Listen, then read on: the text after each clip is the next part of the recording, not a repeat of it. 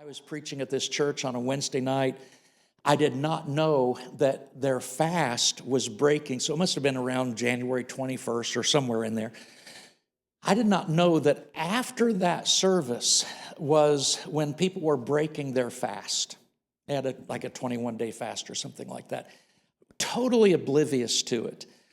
And what I didn't know, not only did I not know that they were breaking their fast after that service, but many of the people had given up, like sweets and sugar and treats. And I don't want to ask, because then, if you tell everybody, then you lose your reward. You didn't lose your reward. You're just being a good example. You're being a good leader. But, yes, I've given up this. But I didn't know that a lot of them were giving up treats and snacks and sugar and different things like that.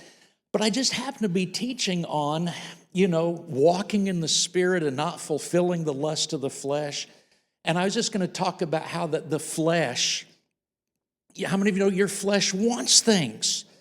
And sometimes you get cravings, and sometimes people get into addictions with their flesh, and sometimes people, they're governed by their flesh.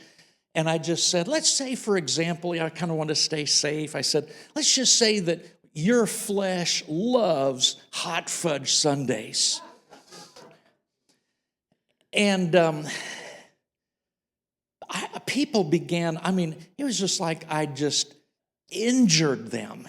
I began to hear groans of pain, and it's like I was whipping them and beating them, and I started describing the vanilla ice cream and the hot fudge dripping down the side and the whipped cream, and I didn't know that they were breaking their fast right after, and they hadn't had anything like that for 21 days.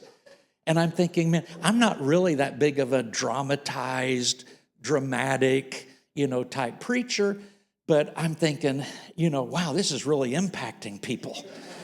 But it's because of, what I was describing and their current condition. But Jesus said, come, take up your cross and follow me. Before that, he said, come, and I will make you fishers of men. Follow me. And when we go from simply coming to really becoming committed followers, how many can see there's a little bit of a difference there? Anybody can come and check things out. Anybody can come and Jesus says, what are you looking for? But when people, you first have to come. But then somewhere there has to be, I'm not just going to be a visitor to look at Jesus. I'm going to actually follow him. And that means he's going to make us into something that we didn't used to be. He's going to require some things to be laid down.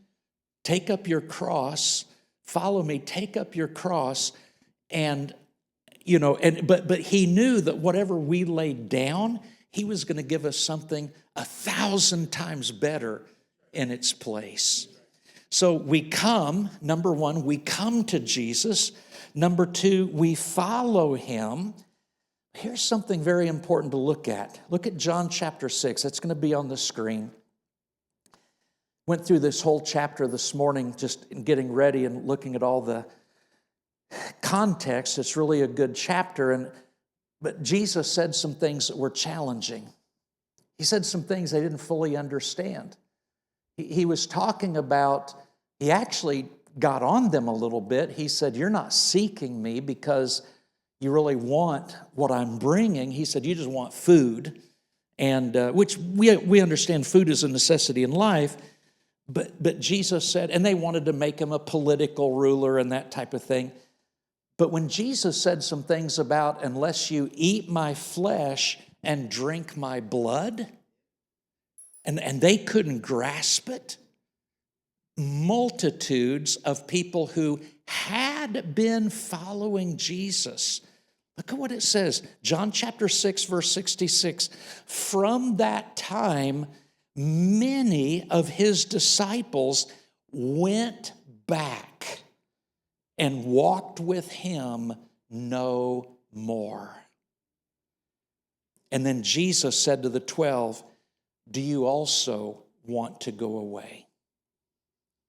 Can I tell you something? You know, I know everybody gets excited when we find out, man, Bible sales are going through the roof. People are, young people are flooding into churches and things like that. And even in Europe, which has been spiritually dead, there's a resurgence of young people showing interest that they want to come, and they're trying to decide, okay, I'm